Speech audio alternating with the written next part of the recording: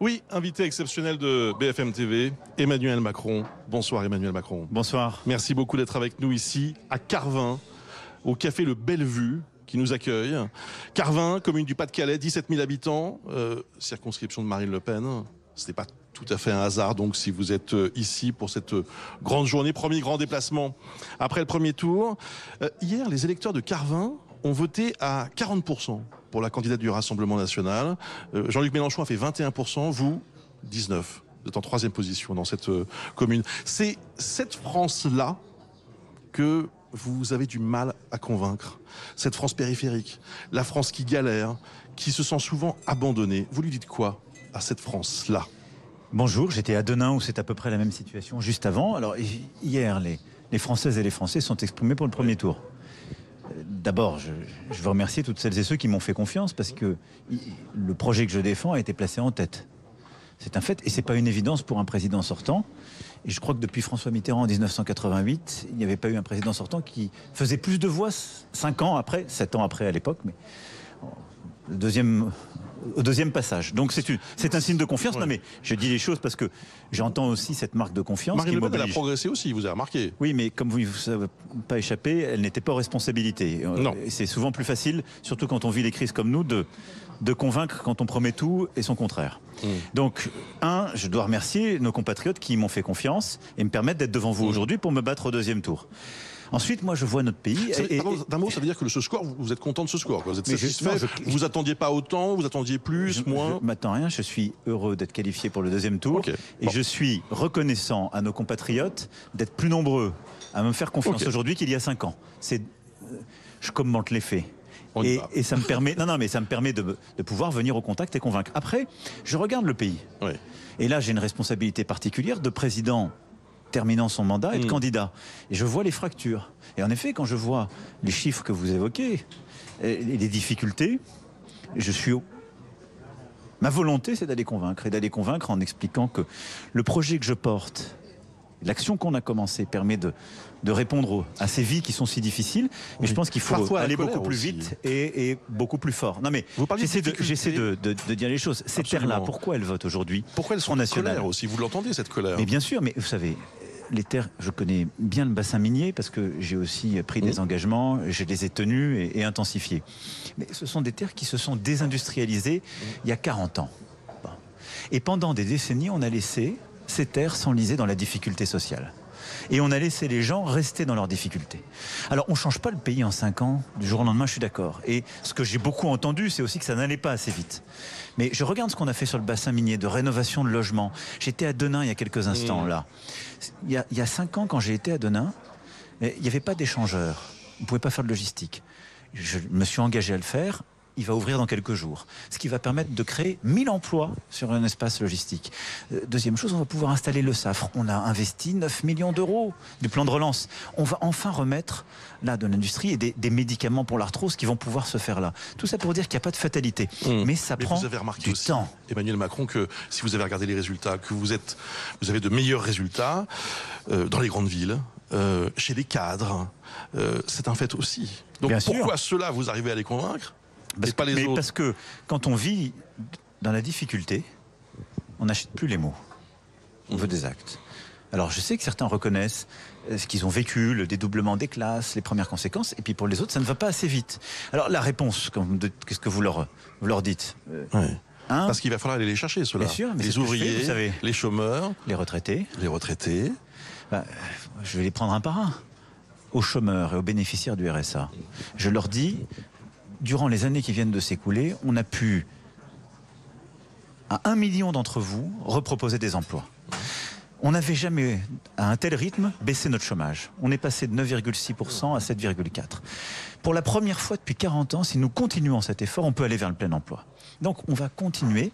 Qu'est-ce que ça veut dire? Ça veut dire investir, ça veut dire attirer des entreprises, ça veut dire aussi former des demandeurs d'emploi, et ça veut dire mieux accompagner des bénéficiaires du RSA, en leur demandant justement d'aller dans des activités de réinsertion, d'insertion, de formation, mais nous en y mettant les moyens. Ce qu'on a fait dans le département. Vous êtes dans un département ici très en difficulté, mais qui, malgré la crise Covid, a vu ses bénéficiaires du RSA diminuer parce qu'on a innové ensemble. Ça, c'est pour les chômeurs. Juste la bataille pour l'emploi. Sur le plein emploi, vous fixez un objectif précis d'ailleurs. C'est quoi le plein emploi? Le plein emploi, c'est autour de 5%. C'est entre 5 et 5,5%. Et ça, vous dites 2027 vous savez, si je suis réélu? Je dis, on a réussi collectivement à baisser de 2 points le chômage. C'est beaucoup plus dur de passer de 7,4 à 5,4, si je puis dire, de baisser encore de 2 points. Mais on peut le faire, parce qu'on a fait les réformes qu'il fallait. Alors il faut continuer de transformer, de simplifier les choses, d'aller vers les réformes qu'on veut. Il faut continuer d'investir pour réindustrialiser. C'est parce qu'on a investi aux côtés des entreprises qu'on peut avoir des Le Saffre qui seraient installés à Denain, et ainsi proposer des offres d'emploi et réduire le chômage. Vous savez, ce qui ronge nos territoires, c'est le chômage de masse. Parce que le chômage de masse, c'est la chose la plus injuste. Les cadres dont vous me parliez, leurs enfants ont moins de risques de tomber au chômage. Quand vous restez pendant des décennies, ce qui est le cas de la France, pendant 30 ans au chômage de masse, eh bien, qui est d'abord touché? Nos compatriotes qui viennent des milieux les plus modestes, nos compatriotes qui sont issus de l'immigration. Bon, donc c'est ça. Donc ça, on va continuer. Ensuite, pour les travailleurs, je leur dis que je veux poursuivre les efforts qu'on a faits pour qu'ils vivent mieux de leur travail. Durant les années qui viennent de s'écouler, on leur a supprimé un impôt, ce n'était pas arrivé depuis longtemps, la taxe d'habitation. On a baissé l'impôt sur le revenu. On ne l'a pas baissé pour les gens qui ont le plus d'argent, on l'a baissé pour justement nos compatriotes qui sont au bas de l'échelle et qui payent l'impôt sur le revenu. On a mis la prime d'activité de 100 € par mois pour les gens qui sont au SMIC. Donc on a avancé. Malgré tout, le coût de la vie est là. Et donc on a une réponse. Et ce que je veux dire par là, et je vais essayer de convaincre, d'abord sur les prix, on fait quelque chose qui est plus efficace que Madame Le Pen. Juste avant de parler du pouvoir d'achat, vous dites il faut convaincre. Je veux reparler quand même, parce que vous m'avez fait catégorie par catégorie. Il faut que je parle des salaires, du coût de la vie et des retraités. Alors justement, les retraités. Avant de parler des retraités, parlons de ceux qui seront plus tard retraités. La retraite à 65 ans, c'est un épouvantail pour beaucoup d'électeurs. J'ai entendu en arrivant ici, moi aussi, à Carvin, non à la retraite à 65 ans, quelques minutes avant que vous arriviez. Question très simple, est-ce que c'est gravé dans le marbre? Est-ce que vous allez essayer d'adoucir cette mesure? Je vais d'abord expliquer, puis on va concerter, on va collectivement améliorer. Qu'est-ce que je dis? On a un trésor, et je le dis dans ces terres qui ont été longtemps marquées par la présence socialiste et communiste. Ce trésor, ce sont les gaullistes, les communistes, toutes les forces politiques qui l'ont fait à la fin de la Deuxième Guerre mondiale. La retraite par répartition. C'est-à-dire que c'est vous et moi qui travaillons, qui payons la retraite des retraités. Vous ne cotisez pas pour votre retraite à vous. Vous cotisez pour la retraite de celles et ceux qui aujourd'hui, après une vie de labeur, en bénéficient. Et donc, le régime aujourd'hui, non mais les faits.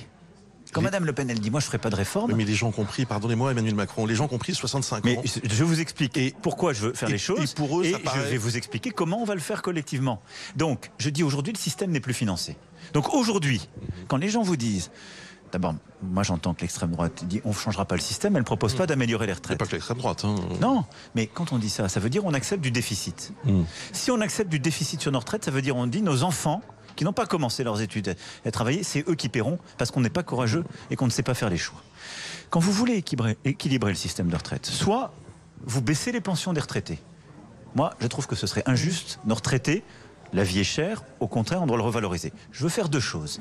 Dès cet été au 1er juillet, je veux pouvoir indexer les pensions de retraite, indexer à l'inflation. Normalement, ils attendront le 1er janvier 23. C'est trop loin.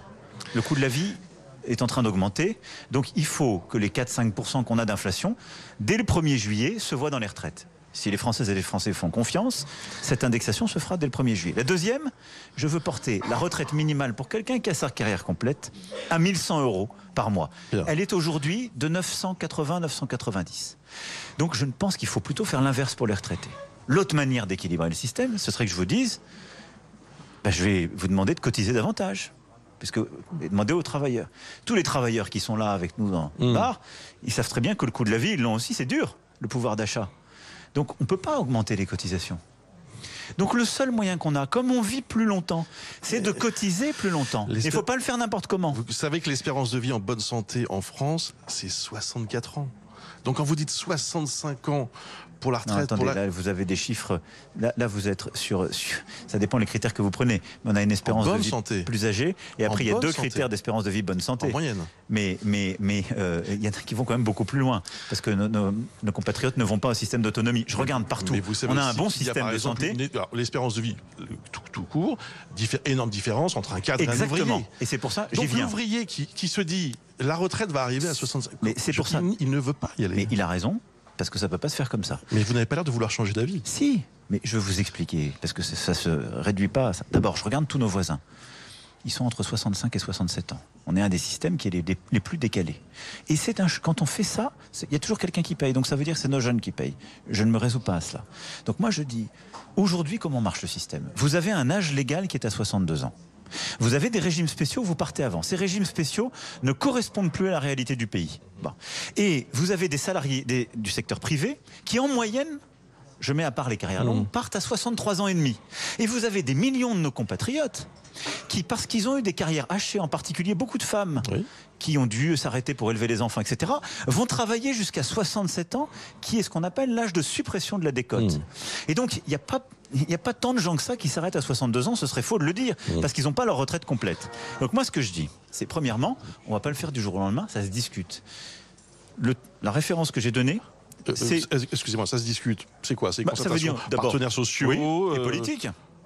Et politique. Il faut mettre autour de la table les gens. S'il y a de l'angoisse et du rejet, moi je ne veux pas diviser le pays. Je dis juste, regardons ensemble. Je crois qu'on arrive de bon sens à la même conclusion que moi. Personne ne veut sérieusement baisser les pensions. Personne ne veut réduire le pouvoir d'achat des travailleurs. Donc on doit travailler tous ensemble sur la durée. Bon. Le 65 ans, j'ai dit, idée de référence, entrée de jeu, si je puis dire, 4 mois de plus par an. Si vous regardez les choses, ça veut dire que c'est pas avant 2030 qu'on sera à 65 ans. Donc ça va prendre du temps. Donc tout ça se discute. Ça veut dire que les gens qui sont en train de partir à la retraite ne seront pas touchés par la réforme. Ça veut dire que les gens qui étaient à 1 an, on va leur demander de travailler peut-être 3-4 mois de plus. Et puis l'année d'après, 3-4 mois de plus. Donc ça va se faire progressivement. Ensuite... Si je peux me permettre, Emmanuel Macron, vous faites ce soir, et c'est très important aussi, de la pédagogie sur cette mesure. Mais je crois que les Français ont déjà bien compris. Je ne suis pas sûr parce que de quoi il s'agissait. C'est pas comme vous le voyez. Admettons. Non, j'étais tout à l'heure, vous savez, j'étais avec des ouvriers. J'étais avec des ouvriers chez Jean Lefebvre qui étaient justement Emmanuel sur la base Macron, logistique. entre les 65 ans que vous proposez et les 60 ans de Jean-Luc Mélenchon, par exemple. Alors, les 60 ans, je vais vous dire, là-dessus, je vais être honnête. 60 ans, revenir à 60 ans, alors que notre espérance de vie continue d'augmenter, il faut m'expliquer comment on le finance. Si, je pourrais vous dire, si j'étais un démago et que je voulais me faire élire, je dirais on va faire 60 ans. Mais qui le finance ? Vous payez plus de cotisations et vous réduisez votre pouvoir d'achat ? Je demande aux retraités de baisser leur pension ? Je ne suis pas magicien. Vous n'êtes pas magicien, mais vous avez une réalité. Il y a un calendrier politique. Vous savez, moi je suis attaché. C'est vrai, c'est pour ça que je veux convaincre. Et vous savez que vous avez besoin d'avoir 50% des voix. Mais moi je veux partir du réel. Donc, y compris chercher des électeurs de Jean-Luc Mélenchon et d'autres. En leur disant la vérité. Et vous savez, je suis attaché à cette phrase de Jaurès. Partir du réel pour aller à l'idéal. On ne va jamais à l'idéal si on ne part pas du réel. Donc regardons la situation où nous sommes, les difficultés, pour aller vers un monde meilleur. Et donc je dis, il faut que ça soit progressif. Je suis prêt, moi, à discuter du rythme et des bornes. Parce que peut-être que s'il y a trop de tension, il faut s'arrêter à ce qu'on fait jusqu'en 2027 et pas préempter la suite. C'est pas forcément un drame. Ensuite, il faut le faire pour que la réforme soit juste. Ça veut dire que les carrières longues, les gens qui ont commencé à travailler tôt, on ne peut pas les emmener jusqu'à 63, puis 64 ans, c'est trop long. Non. Et donc, ceux qui ont commencé à 18 ans ne vont pas travailler 47 ans. Non. Et donc, on gardera le système de carrière longue. Ça veut dire qu'ils partiront substantiellement plus tôt. Ensuite, les invalides, je veux qu'ils puissent continuer à partir à 55 ans. Et notre système, moi, je propose qu'il se fasse de la manière suivante, c'est que les régimes spéciaux qui ne correspondent plus à la réalité... Tous Ceux des cheminots on y a déjà mis fin. Oui, mais... Non, mais c'est la réforme de 2018. On a réformé la SNCF et on a dit on n'embauche plus de nouveaux cheminots sur le régime spécial. On l'a déjà fait. Je propose que sur les autres grands régimes spéciaux, on puisse faire la même chose. C'est-à-dire ce qu'on appelle la clause de grand-père. Il faut être honnête avec les gens. Vous avez 50 ans, vous êtes dans le système, vous allez au bout.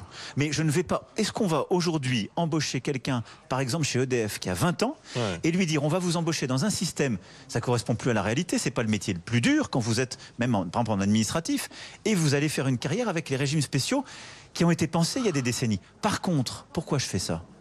Donc les régimes spéciaux, faut dire clause de grand-père, ceux qui sont dedans vont jusqu'au bout. Très bien. Les nouveaux entrants, non. Par contre, ce qui m'importe, c'est la pénibilité. Et c'est qu'on arrive à individualiser les choses. C'est ça la justice. C'est que si vous faites un métier qui est difficile au quotidien, madame tout à l'heure me parlait des soignants, nos aides-soignantes, nos auxiliaires de vie, qui font des métiers très durs parce qu'elles vont soulever des personnes jusqu'à pas d'âge. Bon. La médecine de travail, on doit réinvestir dessus. J'ai proposé de faire des bilans de santé pris en charge par la sécurité sociale à 25 ans, 40 ans, 65 ans. En fonction de ça, on doit pouvoir voir les travailleurs qui sont les plus en difficulté. Les métiers où vous êtes posté, où vous travaillez de nuit, où vous levez des charges, ce sont des métiers où on doit faire deux choses. On doit, vous donner un avantage pour la retraite. Et vous devez pouvoir partir plus tôt. Deuxièmement, on doit aussi vous permettre d'avoir une deuxième partie de carrière. Parce que c'est pas vrai que c'est la retraite à 62 ou 63 ans. Et le système, je vous le dis, Bruce Toussaint, il est très hypocrite. Il faut qu'on avance, on a encore beaucoup de questions. Beaucoup de femmes. Non mais je vous le dis parce que je l'ai vécu et je l'ai vécu aussi avec des gens. On vient de passer un long moment sur cette question importante. Beaucoup de femmes qui sont auxiliaires de vie, qui aujourd'hui vont laver des personnes âgées chez elles, vont les porter. Bon, ce sont des femmes qui, en grande majorité, ne touchent même pas le SMIC parce qu'elles n'ont pas assez d'heures. Je propose dans ma réforme de leur donner un temps plein. Bon. Et ensuite, elles vont aujourd'hui jusqu'à 67 ans parce qu'elles n'ont pas de carrière complète. Je veux qu'elles puissent s'arrêter à 65 au maximum. Mais surtout, très bien, je veux reconnaître que dans leur carrière, elles font des métiers pénibles et que ça leur donne un bonus. Donc, parfait. Je corrige les injustices du système. D'un mot, excusez-moi, est-ce que sur cette question si sensible, un référendum peut être envisagé ou c'est pas votre philosophie? Je n'exclus pas le référendum pour quelque réforme que ce soit. Je l'ai dit, je suis pour le retrouver. Là, notre discussion, elle me permet de clarifier des choses.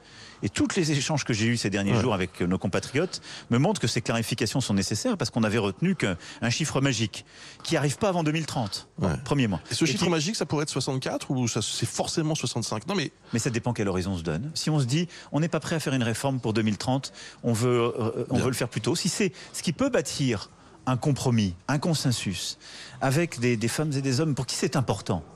Vous savez, moi, je veux rassembler. Donc vous ouvrez la porte, vous dites... J'ouvre la porte très clairement. On verra. Je veux, si vous voulez. C'est ma marque de fabrique. J'ai toujours dit la vérité aux gens. Et j'ai toujours assumé de faire des choses, y compris difficiles, quand il fallait les faire. Et je dis à nos compatriotes, on sort de crise, la situation est dure. On a tous fait des efforts, mais il y a eu de la solidarité nationale. On ne peut pas faire n'importe quoi. Les gens qui vous proposent de raser gratis vous mentent. C'est ça ce qui me. Alors justement, c'est ça ce qui m'insupporte dans le projet de l'extrême droite. C'est une très bonne transition. C'est qu'il y a un mensonge derrière. Et donc, ils expliquent jamais comment ils financent. Ils vous disent on va baisser la TVA partout, mais ils vous expliquent pas comment ils le font. Ils vous disent on va lutter contre la fraude. Mais, mes bons amis, on n'a pas fait ça pendant 5 ans. La fraude, on l'a lutté contre, on l'a réduite grâce au prélèvement à la source et à d'autres. Emmanuel Macron. Donc, moi, je vous dis à chaque fois comment je finance les choses. C'est pour ça que je vous dis, j'ai 2 leviers. Le plein emploi, continuer les réformes pour le travail et la retraite. D'achat, s'il vous plaît. Et la retraite. C'est le sujet numéro 1 qui a décidé du vote des Français dimanche. Toutes les études le disent. Devant la sécurité, devant la santé, même la guerre en Ukraine, le pouvoir d'achat. Alors Marine Le Pen a fait toute sa campagne là-dessus d'ailleurs, peut-être là-dessus qu'elle a obtenu ce score. Alors vous dites quoi là sur ce... Est-ce que vous auriez un geste social à proposer, vous qui devez pendant cet entre-deux-tours, on le sait, parler à la gauche, essayer de convaincre les électeurs de gauche? Moi, je veux convaincre toutes les Françaises et tous les Français, et je veux convaincre tous les milieux. Donc c'est pas un accord d'appareil, la présidentielle. C'est d'aller au cœur et à l'âme et au cerveau et de convaincre. Bon. Ensuite, je veux ici dire, sur le pouvoir d'achat, ce que nous avons lancé et que je souhaite confirmer si je suis élu, c'est le bouclier. Et c'est beaucoup plus efficace que la baisse de la TVA. Soyons très concrets. L'électricité, elle a pris plus de 100% chez plusieurs de nos voisins. Nous l'avons bloquée. Qu'est-ce qu'on a fait? On a demandé des efforts à EDF. L'État actionnaire a pris sur soi. Et donc, votre électricité, elle est stabilisée. Ça, c'est fait. Non, mais ça, faut le confirmer. Et ça, les Français l'ont entendu. Non, pas toujours. Et ce qui m'importe, c'est... Sur la facture. Ils ont vu que ça n'augmentait pas. Mais ce que je veux dire, c'est que c'est beaucoup plus efficace que de baisser la TVA de 20 à 5,5. Parce que 15 points de TVA en moins, c'est beaucoup moins efficace que 100% d'augmentation évitée. C'est beaucoup moins efficace que 100% d'augmentation évitée. Donc, la mesure que j'ai prise, que le gouvernement a prise sur l'électricité, elle est massivement plus efficace que la baisse de la TVA. je souhaite la confirmer aussi longtemps que les prix seront hauts. Deuxième chose, le gaz. Le gaz, nous avons, après il y a une première augmentation qui a été entre 35 et 40%. Pareil, ensuite on l'a plafonné, on a mis un bouclier. Je veux confirmer ça, le maintenir. Donc que ce soit durable. Combien de temps? Aussi longtemps que les prix s'envoleront. Il faut que ce bouclier permette de résister au choc de l'envolée des prix et de la guerre. Bon, c'est beaucoup plus efficace que la baisse de la TVA. Et surtout, la baisse de la TVA, vous la payez après pour toute éternité. Est-ce qu'on a envie de baisser la TVA sur du gaz qu'on importe? Non, on a envie de faire baisser les prix, ce qu'on fait par ailleurs au niveau européen. On a envie de protéger les gens quand les prix s'envolent et on a envie que les gens gagnent mieux de leur travail, mais pas de faire de la démagogie, parce que ça va vous coûter chaque année. L'essence si importante pour nos compatriotes. Je vous invite à regarder le prix de votre plein d'essence. C'est jusqu'au 1er juillet, vous avez dit. Regardez ce qu'on a réussi à faire. On a fait deux choses.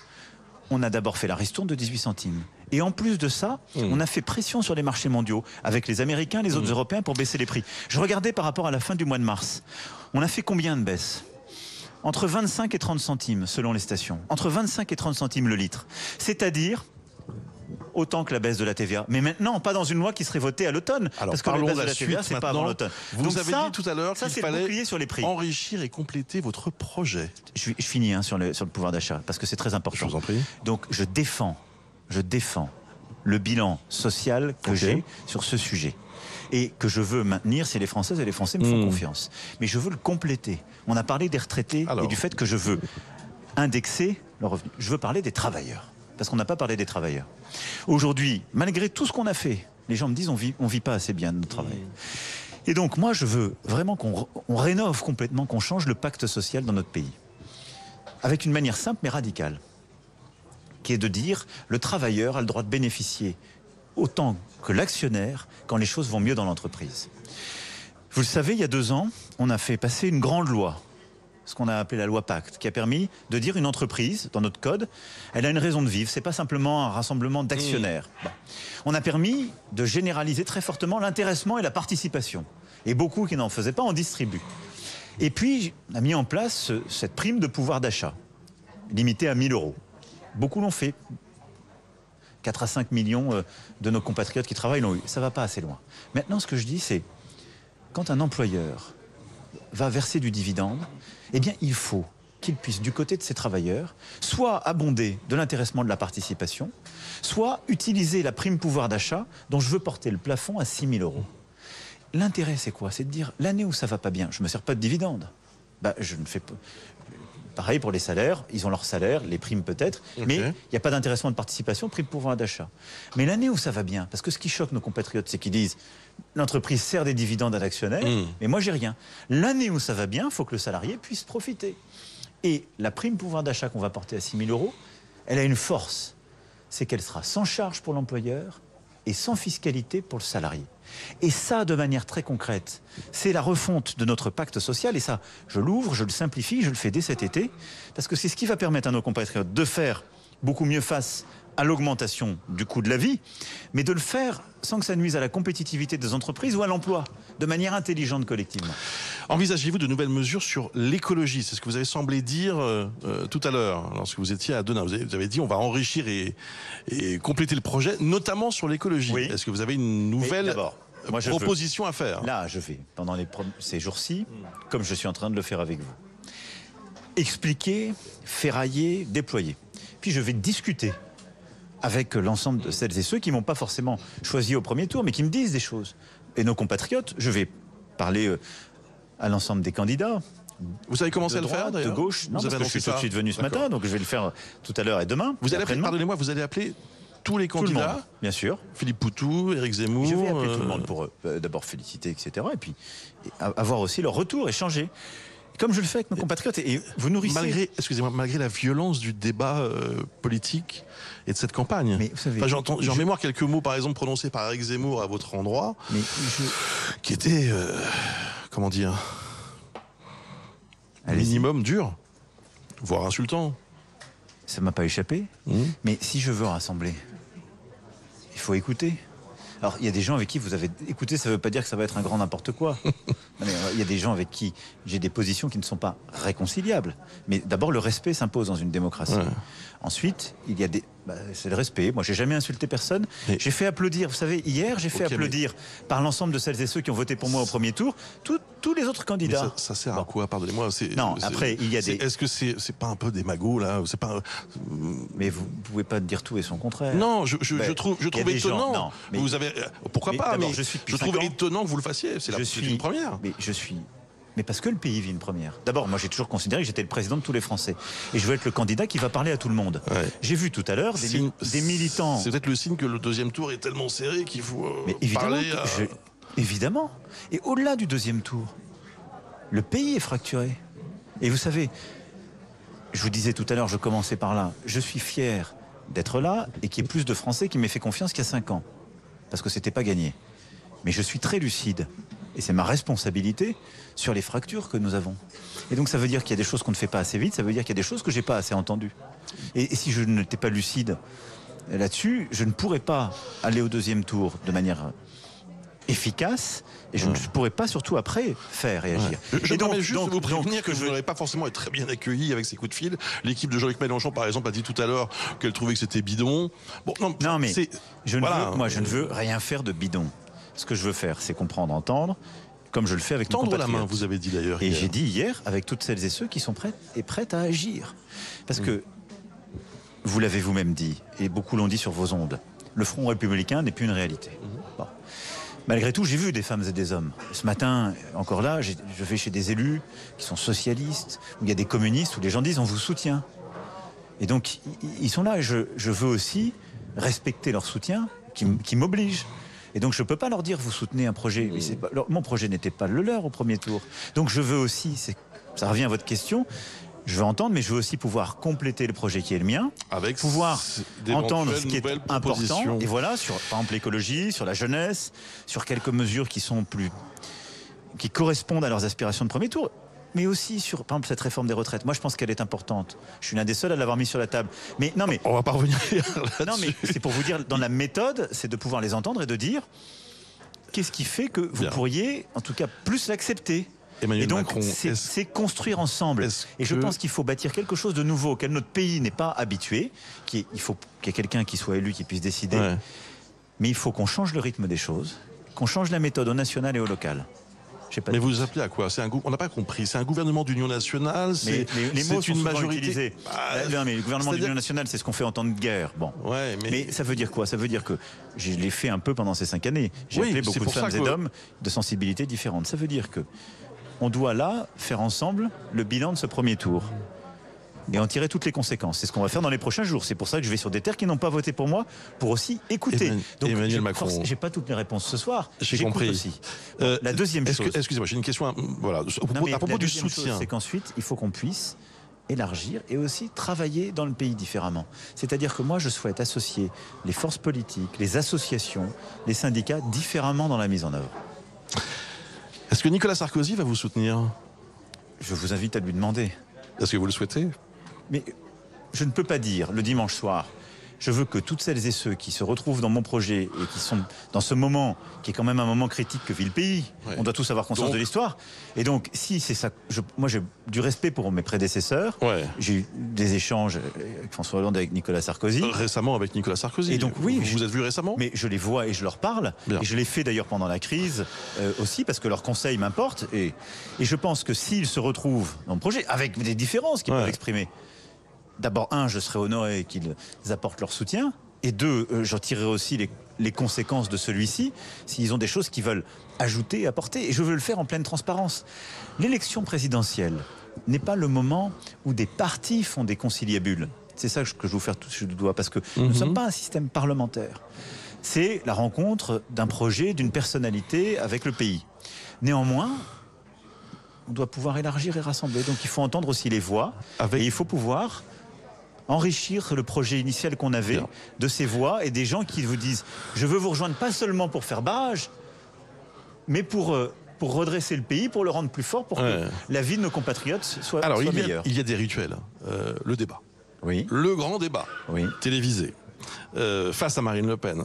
Bon, elle sera forcément meilleure qu'en 2017, non? Vous croyez pas? Mais je ne fais jamais de commentaires, moi, sur mes opposants ou les responsables politiques. Je trouve que d'ailleurs, les commentaires la dernière fois étaient bien souvent déplacé et déplaisant. Je combats les idées de Madame Le Pen avec beaucoup de force. Je respecte et je veux parler à tous ces électeurs. Et je respecte la dirigeante politique qui est Madame Le Pen. Donc je trouve qu'il faut respecter les gens. On peut combattre leurs idées, mais c'est quelqu'un que je respecte et avec qui je débattrai. Et je la respecte d'autant plus qu'elle a convaincu plus de 8 millions de nos compatriotes. Elle peut gagner ? Je ne fais jamais de pronostic, mais je me bats jusqu'à la dernière seconde. Donc je vais me battre. Est-ce que vous la craignez convaincre différemment ? Il y a quand même une différence considérable. n'est pas un sentiment qui inspire mon engagement politique. Entre l'entre-deux tours 2017 et cet entre-deux tours. Bien sûr. Vous aviez une avance considérable dans les sondages. Là, on voit que c'est beaucoup plus serré. Si j'avais écouté les sondages, je n'aurais jamais commencé à être candidat à la présidence de la République. Jamais. Donc je vous le dis, je suis là, je me bats, je veux convaincre, je veux écouter, je veux respecter, je veux rassembler. C'est la seule chose qui m'apporte. Bon, votre attitude, Emmanuel Macron, a souvent blessé les Français. Pas plus tard que cet après-midi, vous êtes revenu sur une déclaration qui avait fait polémique il y a quelques semaines. Vous vouliez emmerder les non-vaccinés. Et alors aujourd'hui, vous dites, non, c'était affectueux. Je trouve bizarre vos marques d'affection. Non, mais on peut revenir sans cesse. Je vous invite à voir la vidéo, vos collègues du Parisien doivent la voir, eux-mêmes peuvent en témoigner. Sorti de son contexte, on peut faire dire tout et n'importe quoi. Voilà. C'est-à-dire que c'est plus une question d'image qui vous concerne et qui va peut-être être une difficulté dans cet entre-deux tours. Est-ce que ce n'est pas sur ce sujet aussi que vous devez convaincre les Français, c'est pas l'image. Au-delà du projet? J'ai toujours été sincère. J'ai toujours été sincère. Direct. Et donc, cette sincérité, ce caractère direct, c'est ce qui me caractérise. Je ne me travestis pas. Vous voyez ? Je n'essaie pas de faire croire aux gens que je suis quelqu'un d'autre. Je suis engagé à leur service, aux idées que je crois justes pour notre pays. Bien. Et je me bats. Et donc voilà. Ce qui m'importe, c'est... Je regarde la situation. Si c'était complètement ce que vous êtes en train de dire, je ne serais plus devant vous pour en parler, je n'aurais même pas pu me présenter. Ou voir, les Français auraient dit, lui, son image, on ne veut plus en voir. Je dois vous poser une dernière question sur donc la après, guerre il faut continuer à avancer. Emmanuel Macron. Est-ce que vous souhaitez aller à Kiev dans les prochains jours, comme l'a fait Boris Johnson ce week-end? Mais vous savez, depuis le premier jour, je suis allé à Kiev. Je suis allé à Kiev début février. Comme je suis allé à Moscou début février. Quand il y avait très peu de dirigeants qui y allaient, j'y suis allé, je dirais, aux avant-postes, puis le chancelier Scholz m'a suivi.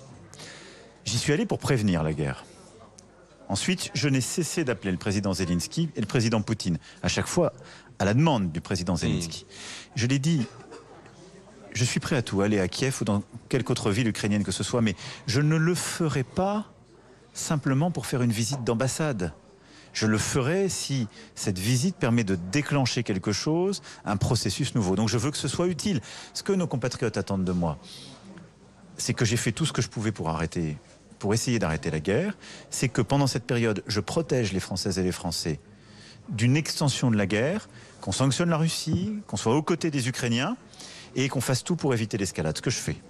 Ensuite, si nous arrivons à redéclencher le dialogue entre le président russe et le président ukrainien, alors peut-être une visite est-elle utile. À chaque fois que ce sera utile, je ferai. Merci beaucoup, Emmanuel Macron. Merci d'avoir répondu à nos questions ce soir sur BFM TV. Ici, donc, à Carvin, dans ce bar Le Bellevue. Et on remercie toute l'équipe du Bellevue accueilli et les clients très chaleureusement, comme l'ensemble des habitants. Famille qui est là depuis presque 100 ans. Du Pas-de-Calais. Merci infiniment. Merci, merci beaucoup. Yves Calvi, dans quelques instants sur BFM TV.